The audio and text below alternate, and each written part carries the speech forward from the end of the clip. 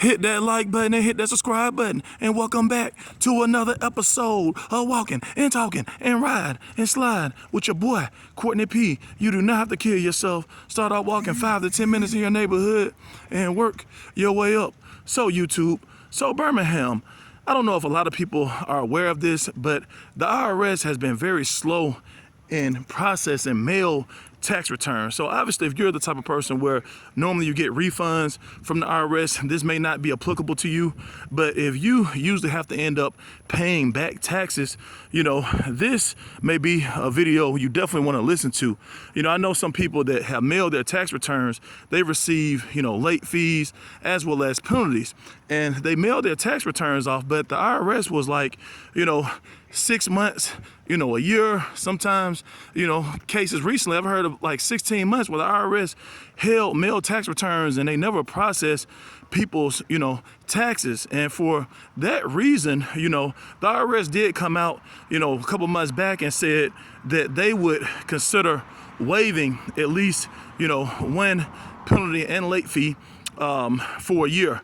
But what I have found out, you know, in talking to some people and some additional research is if you actually have not filed for, you know, consecutive years, like for example, if the years running in succession, like 19, 2020, 2021 are really the years I'm talking about, the years impacted by COVID, you may be eligible to get all penalties and late fees waived. Again, you may be eligible, you know, again, to get all late fees and penalties waived. And the reason being is usually when you file, you know, your 2019 taxes, we'll just use 19 for an example, you know, in order to file your 2020 taxes, you have to basically have certain information from the previous year's taxes to actually file that new year's taxes. So, you know, because of this is the reason why, you know, I've been told where the IRS may waive, you know, the penalties as well as the late fees. So again,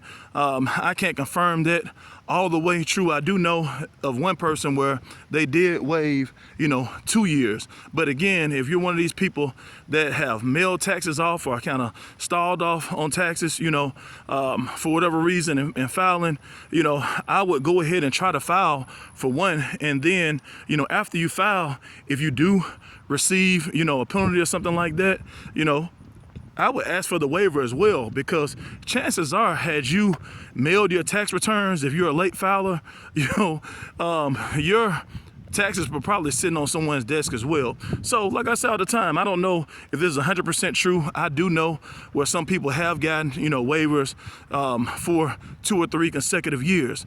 But your boy Courtney P is always going to try to put you in a winning situation. So if anybody has any more questions on this, you know, obviously you can message me through YouTube. But like I say all the time, we're going to keep it positive. We're going to keep it pushing. We're trying to put Birmingham in all type of situations to win. We're trying to put the South in all type of situations to win, because nobody wants to be in trouble with the IRS. So, like we say all the time, we're going to keep it positive. We're going to keep it pushing again and again and again. Thanks for walking and talking and riding and sliding with your boy, Courtney P.